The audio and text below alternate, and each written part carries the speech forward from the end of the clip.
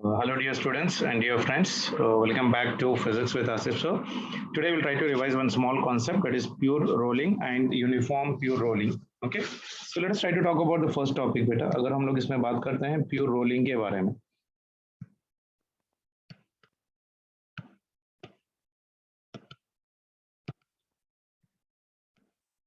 Pure rolling. See, in pure rolling, basically two cases are possible बेटा. We generally talk about how many? Two cases in this one. I'll try to do the two cases also right now. One is rolling of a body with a point of contact. Another one is without slipping part affiliation. So I can say that in rolling,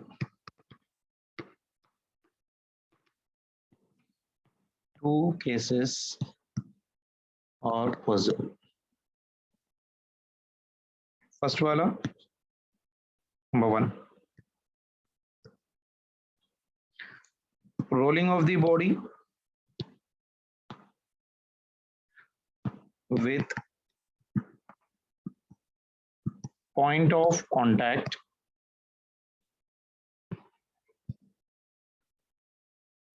sliding यानी slipping बोल सकते हैं आप लोग on the surface.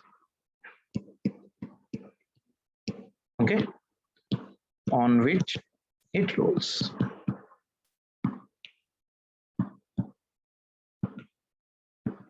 Okay, so we are talking about rolling of a body with a point of contact which has been sliding. Sliding is nothing but slipping on the surface on which it is been rolling. Okay, point number two. देखो. Now we are talking about rolling without the sliding.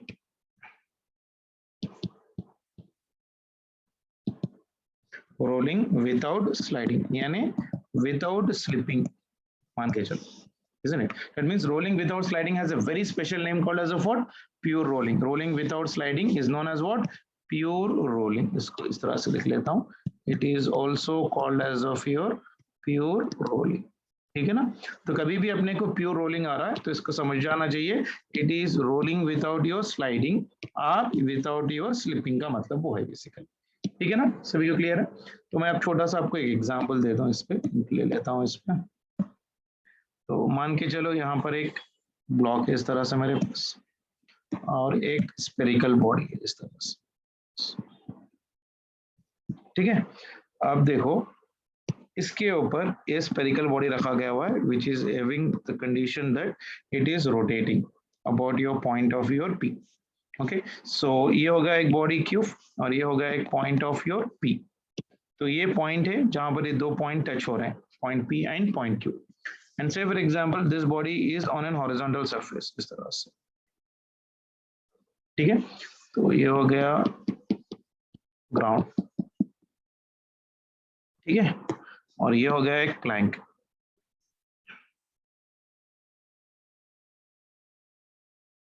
ठीक है, और ये हो गया इसका एक spherical body.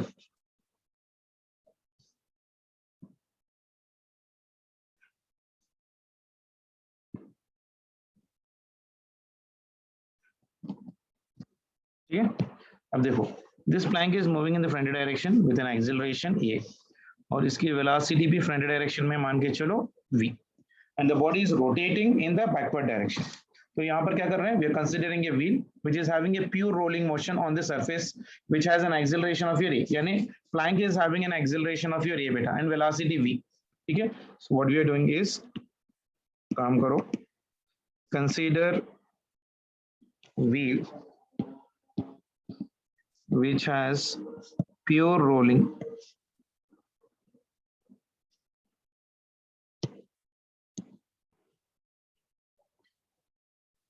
हम लोग क्या बात कर रहे थे बेटा? प्योर रोलिंग के बारे में बात कर रहे थे. इसके अंदर light now see what you do is consider a wheel which has a pure rolling motion on the surface.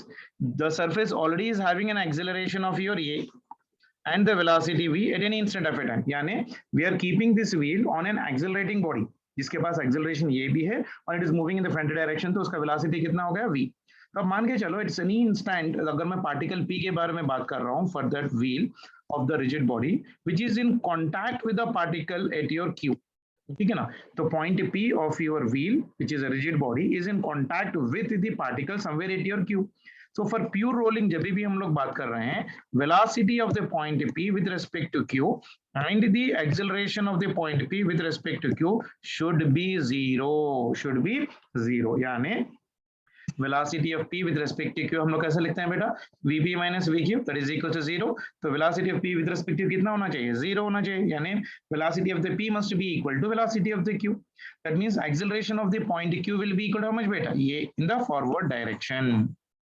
And the same way acceleration of the point P is also here in the forward direction, yani at point P and Q it will be having the acceleration in the forward direction, but acceleration of the P is not total acceleration beta, मान के चलो, isn't it? It is only the tangential component of your total acceleration, isn't it? Acceleration of your P is not the total acceleration of the V, okay, and it is only the tangential component of the total acceleration. ये बात अपने को याद रख के चलना है basically. अगर हम लोग यूनिफॉर्म मोशन के बारे में बात कर रहे हैं, next one, uniform pure rolling. Uniform pure rolling. So see, by uniform pure rolling part definition, चलो इस पार्ट हम लोग थोड़ा रिवाइज कर लेते हैं बेटा जल्दी से. छोटा सा कॉन्सेप्ट है रोटेशनल मैकेनिक्स का ही, uniform pure rolling motion. Uniform pure rolling motion. See here, whenever I mean to say pure rolling, I mean to say that linear velocity and angular velocity V and omega are always constant. They neither increases nor decreases. ये बात अपने को दिमाग में याद रखना है. Is it clear for everyone? By uniform pure rolling का मतलब linear velocity V and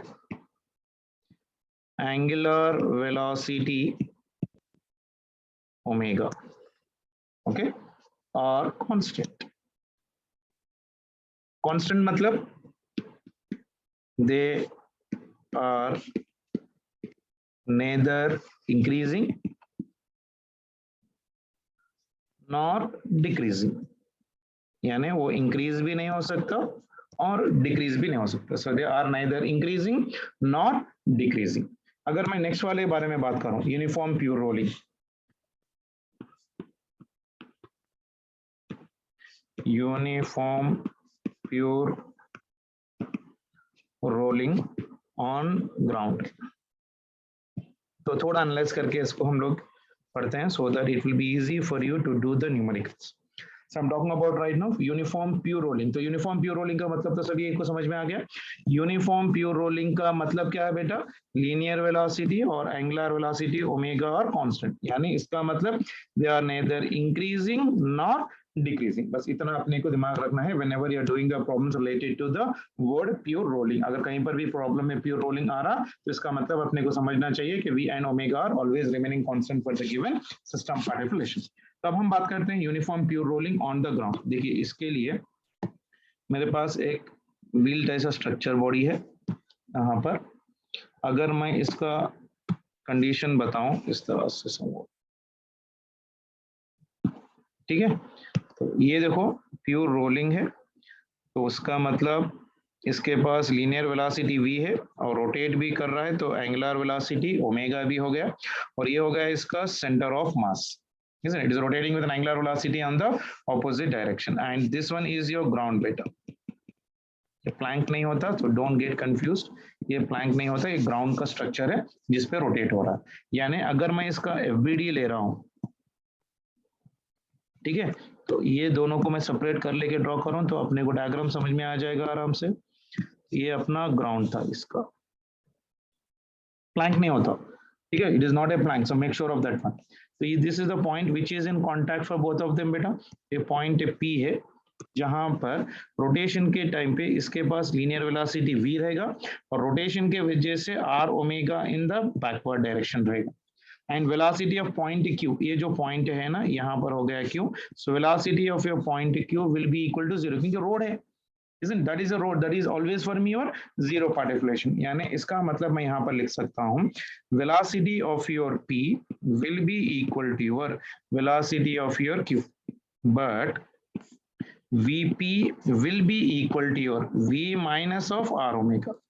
point P के पास वेलोसिटी कितनी हो जाएगी? V minus of R omega, and velocity of point Q कितना है बेटा? 0, isn't it? यानी Vp कितना हो गया अपने पास? Vp is equals to, तो Vp is equals to your Vq की वैल्यू कितनी हो गई मेरे पास? 0, यानी Vp की वैल्यू कितनी है? V minus R omega is equals to 0, यानी V is equals to R omega.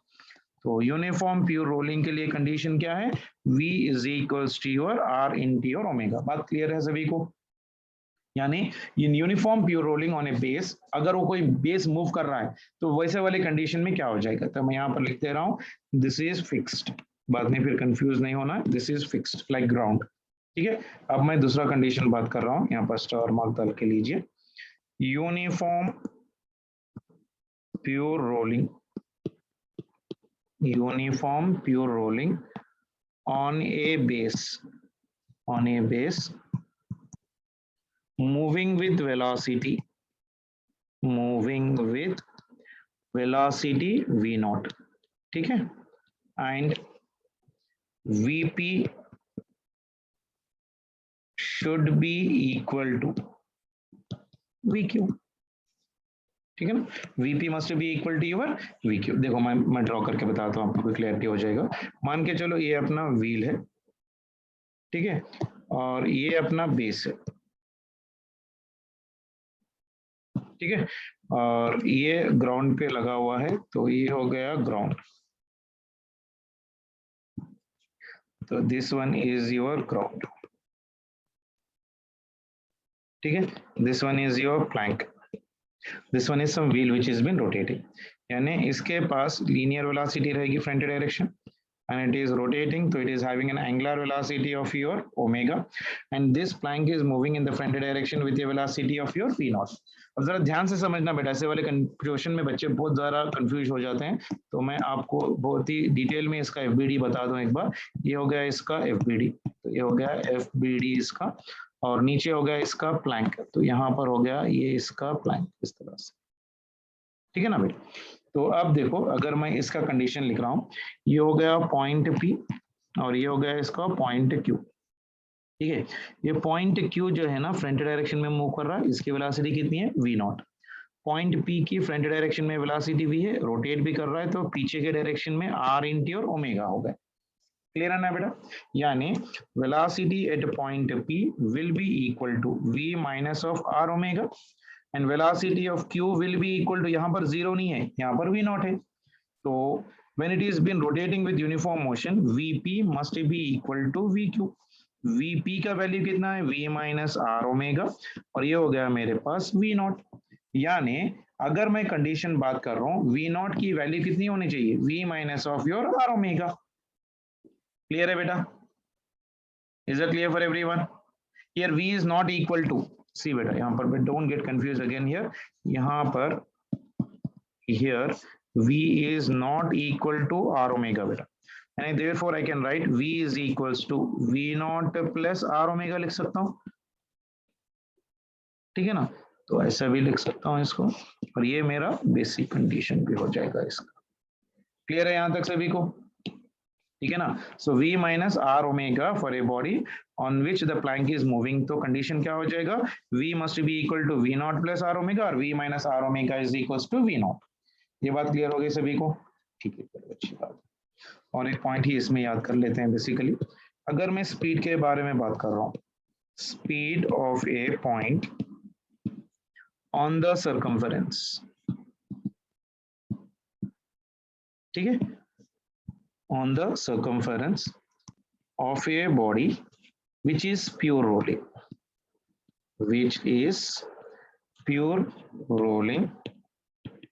on ground, which is pure rolling on your ground।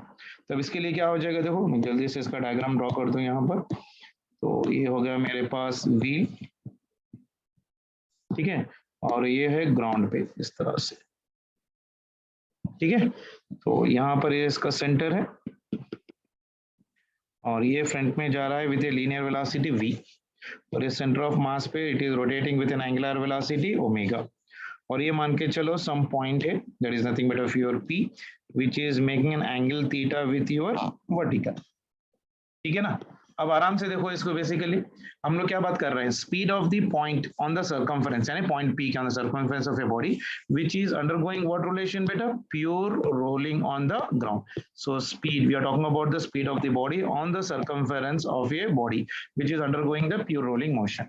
यानी the body is having right now velocity of the p with respect to c, अगर मैं लिख रहा हूँ vp with respect to c will be equal to how much बेटा, r into your omega, यानी velocity of p with respect to c will be equal to r omega is nothing but here how much for me, v।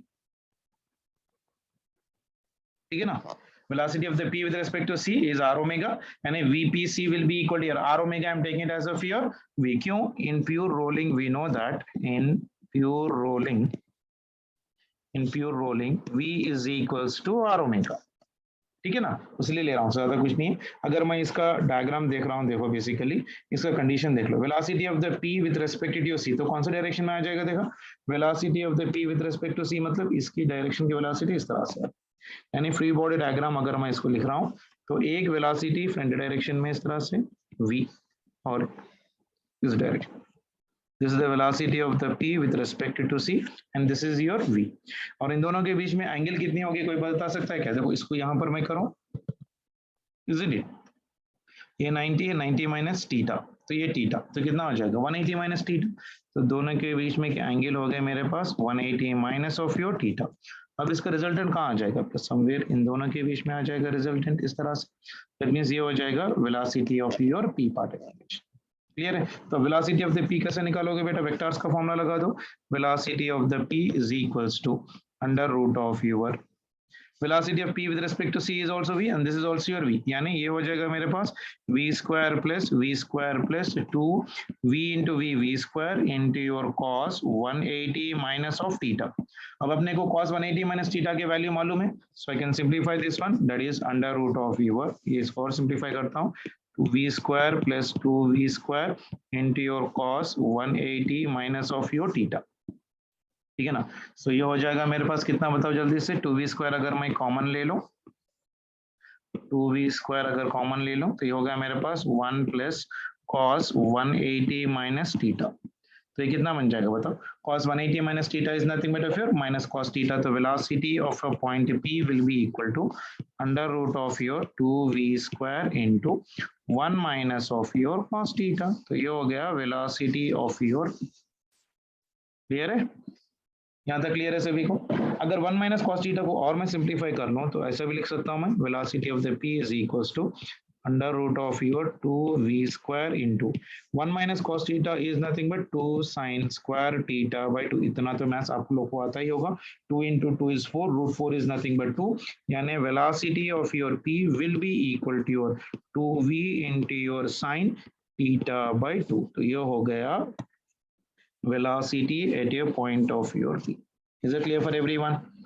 Is it clear for everyone? यानी इसको मैं यहाँ पर फिर भी लिख देता हूँ, so this one is your 4 into v square into your sin square theta by 2, तो रूट निकाल दिया था मेरे पास, ये फॉर्मूला आ गया।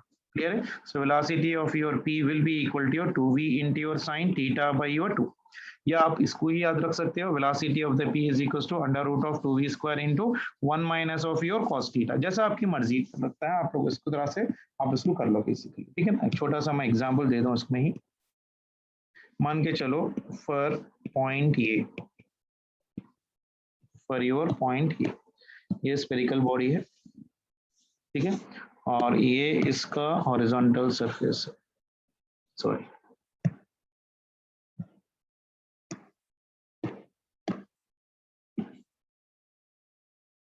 ठीक है, ये ग्राउंड है और ये इसका वर्टिकल कंपोनेंट है और ये इसका हॉरिजॉन्टल कंपोनेंट है। तो यहाँ पर एक पॉइंट ले रहा हूँ ये, यहाँ पर एक पॉइंट ले रहा हूँ बी और यहाँ पर एक पॉइंट ले रहा हूँ C, it is moving in the front direction with a velocity v और ये रोटेट भी कर रहा है with an angular velocity omega. For point ये बेटा थीटा की वैल्यू कितनी हो जाएगी 0, सो वेलोसिटी ऑफ योर ये will be equal to velocity of your A will be equal to your how much, कितना आएगा बेटा, velocity of your A is equals to 2v into your sin theta की value हो जाएगी 0 divided by 2, तो 0 हो गया. For point B, for point of your B यानी थीटा कितना हो जाएगा 90 डिग्री चाह रहे हो, तो velocity of your B will be equal to your 2v into sin 90 divided by 2, that is 45. Sin 45 is 1 by root 2, तो ये बन जाएगा 2v into sin of your 45 यानी ये हो जाएगा 2v into 1 by your root 2, तो ये बन जाएगा मेरे पास root 2 into your v, ठीक है ना. सो फॉर C अगर मैं बात कर रहा हूँ, for point C, for point C theta की वैल्यू कितनी हो जाएगी 180 degrees, so it is VB is equals to 2v into sin 180 divided by 2 यानी sin 90, so that will be equal to 2v into your sin 90. sin 90 is equals to 1, तो velocity at point B will be equal to how much beta 2v. very important relation. so velocity at point C, sorry not B हो जाएगा, ये तो हो गया C, ये हो गया point of your C, ये point C है और ये भी point C है, तो velocity of the B की वैल्यू है root 2 into your V.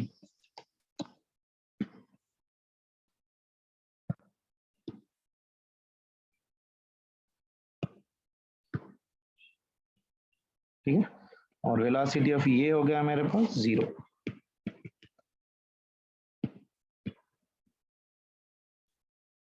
So these are your answers for.